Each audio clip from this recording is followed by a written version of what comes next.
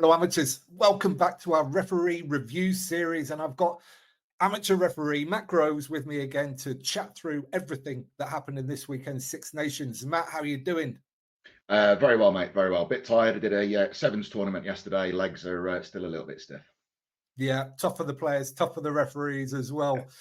We have got a long list of items to go through in this episode. But first of all, let's talk about the referees themselves because they make achievements as well. So Angus Gardner, who refereed Ireland versus France on Saturday, Australian. It was his 50th test as a referee and he's the first Australian to get to that landmark. Yeah, massive step, massive achievement. For any player to achieve 50 caps at the elite level is a big deal, and it's the same for the referees as well. To get to that level is hard work. To stay there for 50 caps is quite an achievement. Yeah, fair play to him. And I thought he had a really good game at the weekend. We mentioned it in all the post-match reviews that we did. Okay, first item, and this is what potentially it would have been one of the new law amendments that we're seeing in these championships. So it was when Louis Bielbieri scored his first try, Dupont bounced out of a maul, and then there was an attempted tackle by Peter O'Mahony, who was part of that maul. France went on to score, but if they hadn't, what do you think might have happened there, Matt? So it's an interesting one. So you can see from both sides of that maul, you've got Van der Fleer on one side, who is doing pretty much the same thing that Peter O'Mahony's doing. Is hanging onto the edge of the maul, causing a nuisance. But he makes no effort to play Dupont at all, Van der Fleer. You can see his arms reaching for it, but I think in the back of his mind he's going, just remember the new laws, don't get caught out. O'Mahony clearly breaks from the maul as Dupont does. Whether or not that would be adjudged to have been in an offside position under the new law trials, I actually think not, because I think Dupont had moved a distance from that maul before O'Mahony was going to be able to scrag him. I think had he scragged him earlier, yes, absolutely, it would have been perfect application and a really good example of what World Rugby had tried to achieve.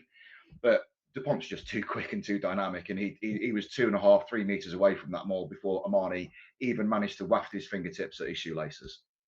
Okay, so because he'd moved a decent chunk away from the maul, that law is essentially not in play there, really. Yes, I believe so.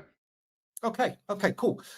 The next one we're going to look at, and this one was definitely caused a little bit of controversy and different opinions, and this was the play that led up to the Paul Budahont try in the same game. The ball was carried in, and there was kind of a ruck there. Thibaut Flamand came in for the French. O'Mahony was in the vicinity of where the ball was on the ground. Flamand made contact with O'Mahony, briefly, I would say. O'Mahony fell over backwards, and France ended up going through that hole to eventually score. What was your take on this one, Matt? Because actually, I should preface this because a lot of these decisions come down to what the referee sees and how they felt about that incident at the time. And it just goes to show that sometimes one referee will see it somewhat one way and one referee will see it slightly other way. And I think this one was really borderline. And context is another big aspect to that, Tim, that because rugby is such a fast-paced, dynamic game, there are two incidents that can occur in completely different games that look very similar. But when you look at them in the broader context of what's happening, actually, there's quite a lot of differences between two things. So with the O'Mahony incident, my view at the time was there was nothing in it. You know, it was fast attack from France. They were going face, really high ruck speed, and they scored. I didn't see anything that was worth reviewing when I watched the game in real time. On the replay, you can see that O'Mahony looks like he's about to go in for the jackal. And so I think from a French perspective, you see someone with the class of Peter O'Mahony stood within a metre of the ruck, and he's a threat. And so you need to deal with that threat by clearing him out.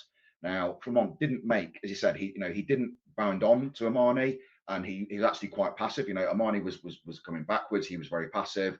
Flamand went forward, and he was arms up. He knew that he didn't need to make that full clear out. And Peter O'Mahony, I think that's probably the softest piece of contact that's caused Peter O'Mahony to fall down in his entire professional career. So I don't think there's anything in that. I think Angus Gardner's view at the time was absolutely spot on. Nothing in it. Try scored. Let's crack on with the game. Yeah, that was my opinion as well. But I do think it was like another metre or a half a metre further on, if that contact had happened, then you're maybe talking something slightly differently. But it was very, very kind of close call, but I do think the referee got this one right, in my opinion, as well. Yeah. Okay, another very controversial one, and mostly I would say because of the resulting injury to Antoine Dupont that came out of this one. Obviously, we all wish Antoine the quickest and speediest recovery and full recovery from Absolutely. this. But what was your take on the incident as a whole? So again, in real time, I didn't think there was anything in it in terms of foul play. On the review, you can see that actually the Irish player goes in. He doesn't make an attempt to bind. He does have his arm tucked under his body when he goes in. So on the face of it, that you can make an argument to say that was foul play. That's an illegal clear out because he's not binding on. He's going straight down.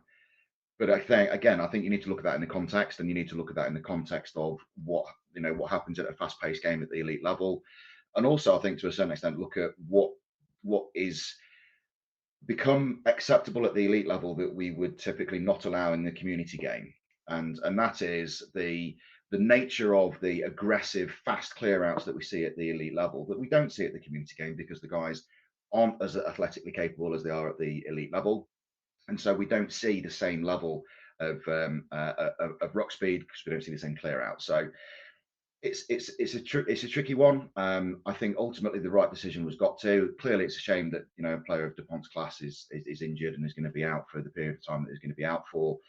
I don't think there was any intent. I don't think anyone could lay any accusations at the feet of the Irish to say that they intended to take Dupont out of the game. It was an aggressive clear out.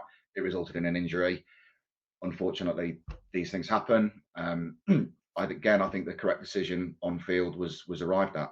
It's a shame, but that's the nature of rugby. I think it's something that you can't really take in isolation as an example. I think if that's something that World Rugby want to have a look at, then I think they need to look at the way that the breakdown is officiated and the laws accompanying that across the elite level, because it wasn't an outrageous clear out that was a corner case that was an outlier compared to every other clear out that we see at every other ruck at the elite level.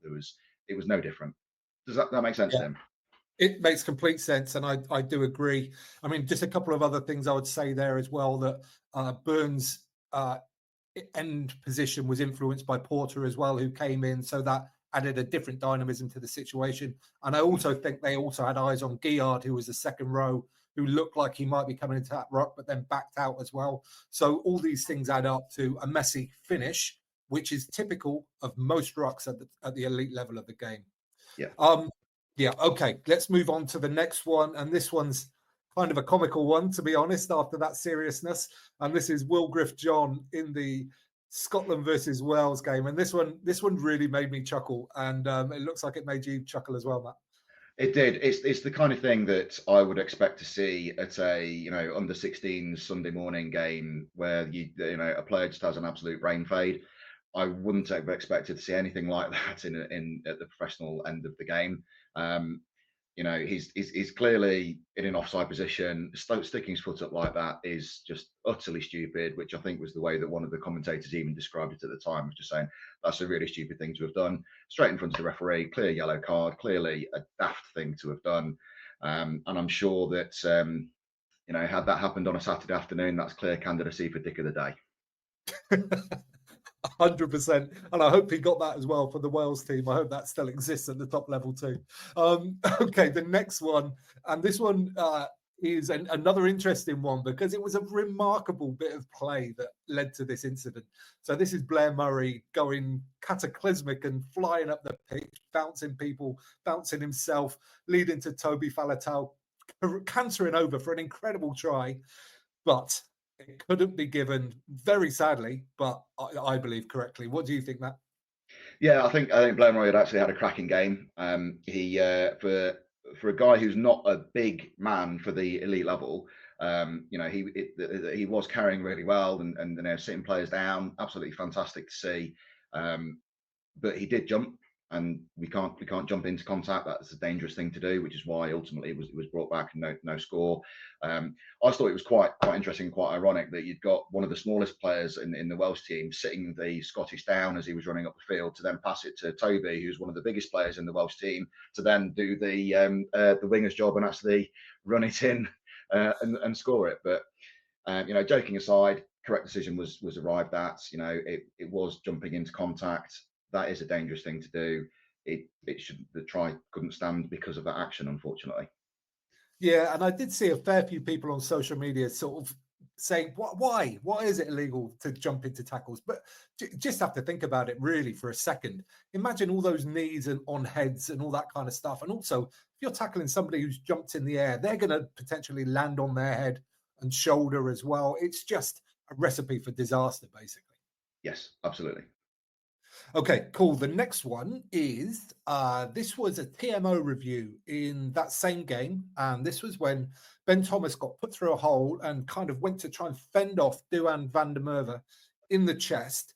As that happened, his hand ended up going further upwards, and his hand was definitely around the sort of face and eye area of Duan van der Merwe. This was referred to the referee, who actually dismissed it fairly quickly. But what's your views on this, Matt? So at the elite level, the game is so fast that you can absolutely forgive the referee for not seeing those things in real time, because it's just such a high-paced game, which is why we have team of four, TMO review. That's exactly this kind of reason that exists. So not getting to the scrum, stopping the game for the review, completely the right thing to do. This is one where I actually disagree with the outcome of this. I don't think that the on-field team got to, in fact, the team of four got to the right conclusion. The way, and again, as we've spoken before, Tim, about the difference between what is the community game and what is the elite level game, and there are fundamental differences between the two things. But I think one thing that we can all agree on where there shouldn't be a difference is that of player safety. And so, had I seen in real time anything like that kind of motion, that lingering of the fingers in the eye area of a player, I see that in real time on a Saturday afternoon at my level in the community game. That's a straight red card.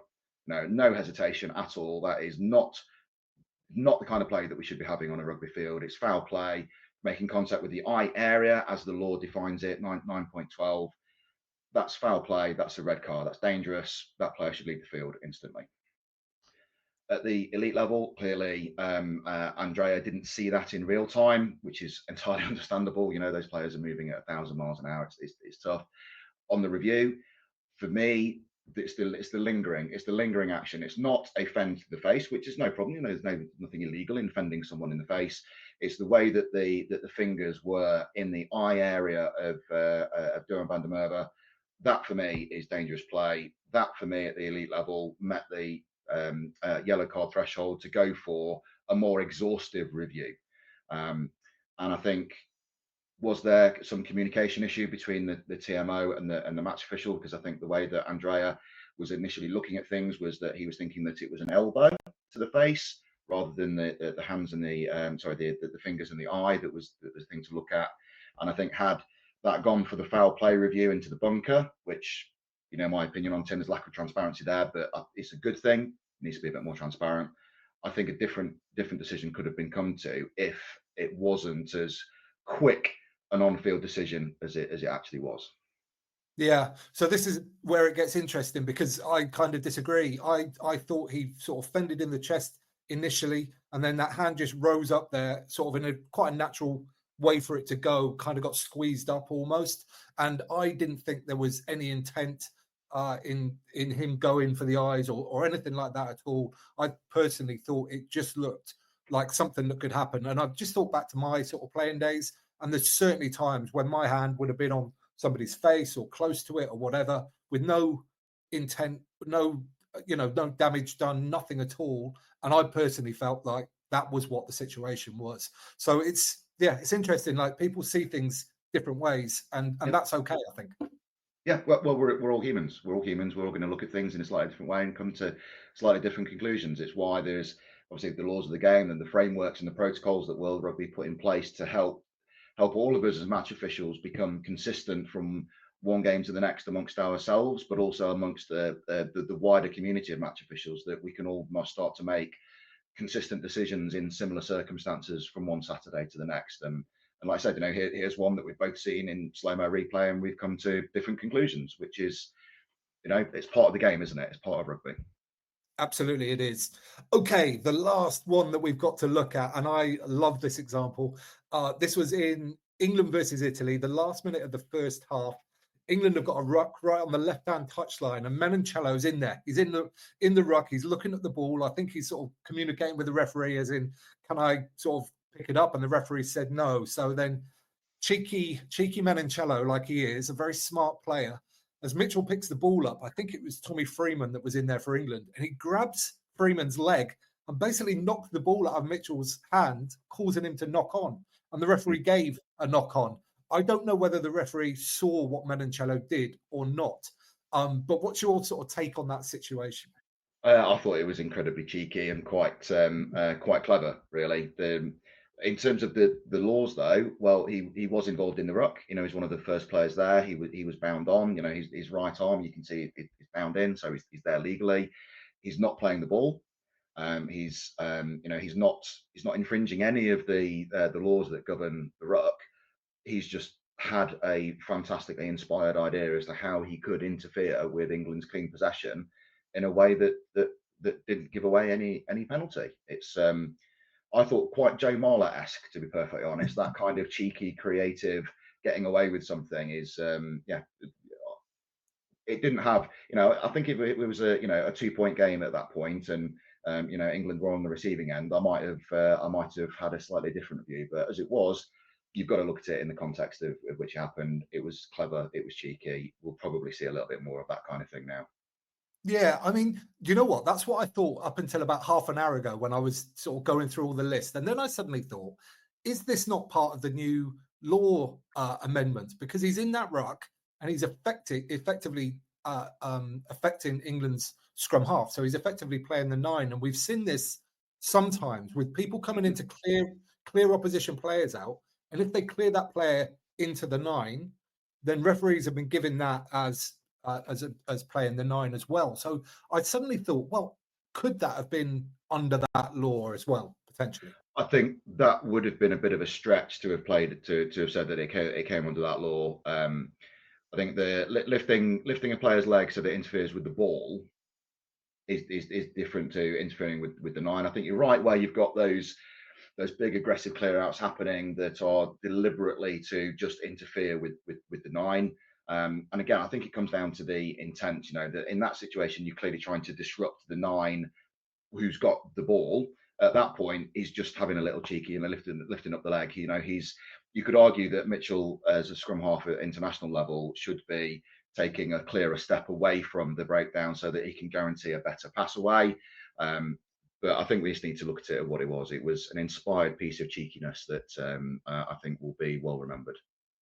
I think it will. And I'm very interested now to see whether people start copycatting that, because this is how the game works. Somebody does something that's never happened before. I've certainly never seen something quite like that before. And then everybody pays attention to it and they go, let's try that next week. And yeah, let's see how this one develops, because, you might see it every single game next week now as a result of this. Well, I wonder if that'll make it down to the community level if players have got that much speed of thought while they're blowing away on a Saturday afternoon, particularly this time of year now the weather's a little bit warmer. Yeah, absolutely. Okay, that was the last one. So we'll bring this one to a close now. We would love to hear your thoughts and comments down below in the comments section. As we've say every single week, we are not criticizing referees here. They've got a really difficult job. We're just looking at things to try and gain a bit of understanding and sort of understand that one person might see something one way and one person might see something slightly differently, and both could be correct, right? All just trying to use the laws to govern the game and make it the best that we can do. As always, Matt, I really thank you so much for your time in helping us do that. It's really appreciated. It's my absolute pleasure, Tim. Good stuff. Like I said, guys, let's have it in the comments down below. Give this video a thumbs up while you're down there. If you don't mind, it helps other people find it, and you can subscribe there. You can watch that one next, and don't forget to get out and play.